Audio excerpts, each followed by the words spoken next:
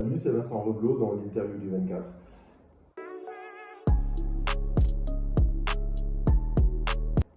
J'ai 47 ans, j'ai deux grands-enfants de 22 et 18 ans. J'ai suivi un cursus STAPS pour être à la base professeur de PS et donc, j'ai un petit peu bifurqué en m'orientant vers le management du sport. J'ai un master en STAPS, donc événementiel du sport, et puis j'ai complété ça par un diplôme universitaire en communication et marketing du sport.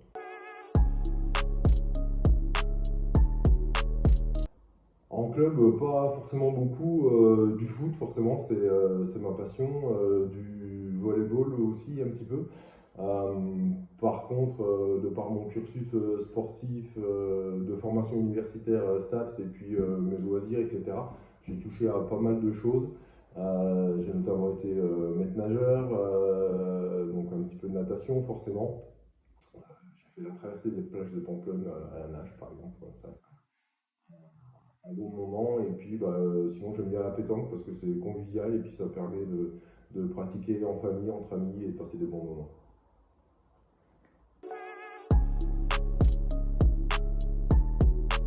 Le CDOS est le représentant officiel du mouvement olympique et sportif sur le territoire de Belfort. Il fédère un grand nombre d'associations sportives sur notre territoire.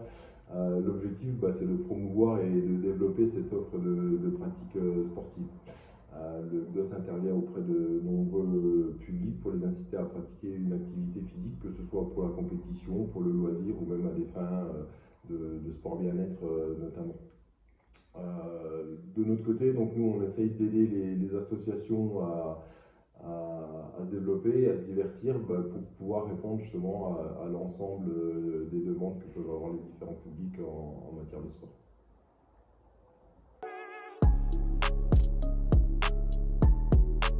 Notre vitrine, c'est bien entendu Sportissimo, c'est le salon départemental des sports qui présente chaque année une cinquantaine d'associations sportives différentes à des milliers de visiteurs pour que chacun puisse trouver le sport qui lui convient et qu'il s'implique dans une structure associée.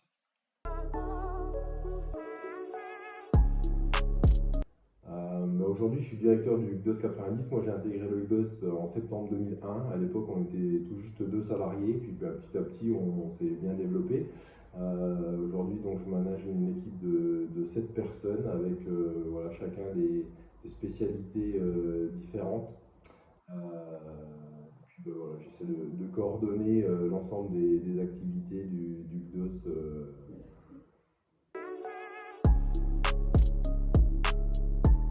Alors c'est certain, quand on parle de Jeux Olympiques, on pense compétition, on pense médaille, aux performances, mais l'olympisme, pour moi, ça va bien au-delà. C'est un état d'esprit qui fait référence à plein d'histoires. Je pense à l'Antiquité grecque, forcément, les dieux, Zeus, Prométhée, le symbole de la flamme. Je pense à Philippides aussi, qui a inspiré Coubertin pour la création du marathon. Et puis tout ça fait que beaucoup de sportifs, avoir une médaille olympique, c'est presque plus important que d'être champion du monde dans leur discipline, parce que c'est porteur de valeurs vraiment très très fortes. Depuis des mois, depuis des années, on en rêve. Moi, à titre personnel, j'ai vécu l'échec de Paris 2012, où voilà, on pensait recevoir les Jeux à ce moment-là, et malheureusement, on ne les a pas eus. Donc forcément, quand il y a eu l'annonce de Lima pour attribuer à la France les Jeux de 2023, on était super ravis. On s'est tout de suite mobilisé en sollicitant le label Terre de Jeux 2024, ce qui nous a permis de mettre en place pas mal d'activités. Je pense notamment aux classes olympiques qu'on a débuté en 2018, où l'idée c'est d'aller à la rencontre des élèves de collège pour leur présenter justement l'olympisme, toutes les valeurs que ça a, leur faire comprendre que le sport c'est pas une fin en soi, mais qu'au-delà de la performance sportive, il y a plein de thèmes comme la mixité, le respect des règles, le sport santé, etc., qui sont très importantes. On a touché environ 2500 enfants sur cette période, donc voilà, c'est quelque chose qui nous a motivés depuis des années.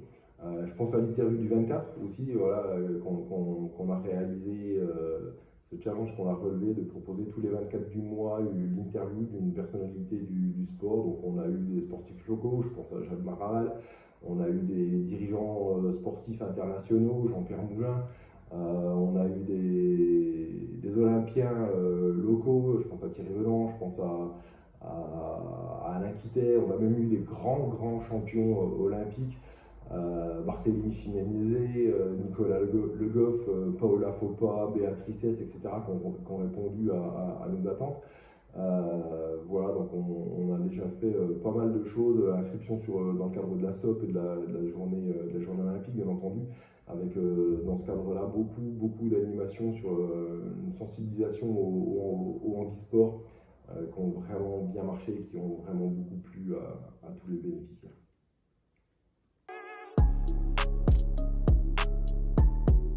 Nous sommes maintenant à 6 mois des Jeux Olympiques, on va monter en puissance, on a beaucoup d'actions qu'on a imaginées avec différents publics. On a également eu beaucoup de sollicitations de la part de plein de partenaires locaux pour mettre en place des actions estampillées Jeux Olympiques. Mais je pense que le clou du spectacle, c'est le projet sur lequel on est en train de travailler avec la municipalité de Belfort et d'autres partenaires aussi, c'est l'organisation d'un club 2024. Le club de 2024, c'est une fan zone, voilà, qui va animer normalement la quinzaine des Jeux Olympiques du 26 juillet au 11 août sur Belfort.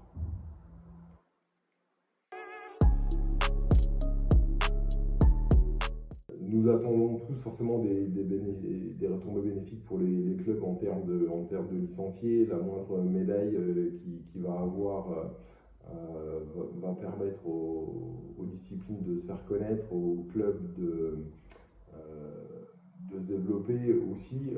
Moi, ce que j'attends vraiment, c'est que chacun, les sportifs, les non-sportifs, les collectivités, les partenaires, prennent vraiment conscience de l'importance du sport dans la société actuelle.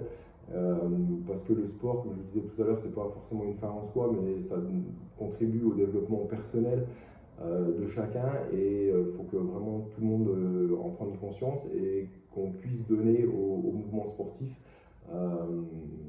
les moyens de développer la pratique sportive pour tous.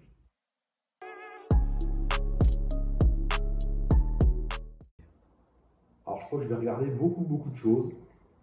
Ce que je vais regarder le moins, je pense que c'est le foot, parce qu'on en voit déjà pas mal à la télé. Mais tout ce qui est athlétisme, forcément, tout ce qui est escrime, cyclisme sur piste, voilà, c'est des choses que je vais regarder parce qu'on en voit très rarement à la télé.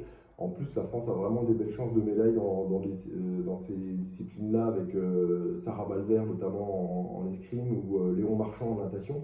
Donc voilà, c'est des sportifs que je vais suivre prioritairement.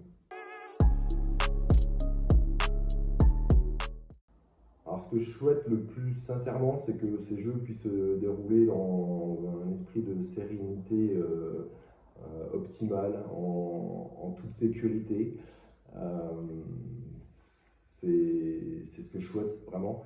Et puis ce que je souhaite aussi, c'est que tous les Français puissent vraiment s'associer à cet événement unique. Ça fait 100 ans qu'on n'a pas eu les Jeux Olympiques en France, on ne les aura peut-être pas encore avant 100 ans. C'est peut-être la seule opportunité qu'on ait de montrer au monde entier notre merveilleux pays, parce que la France, on le dit souvent, c'est le plus beau pays du monde, et il faut que chacun s'intègre là-dedans pour accueillir le mieux possible les délégations, les partenaires et l'ensemble du public qui va venir nous rencontrer. Merci de m'avoir écouté. J'espère vous avoir donné envie de suivre encore plus intensément ces Jeux Olympiques. On compte sur vous, et allez les Bleus, faites-nous rêver.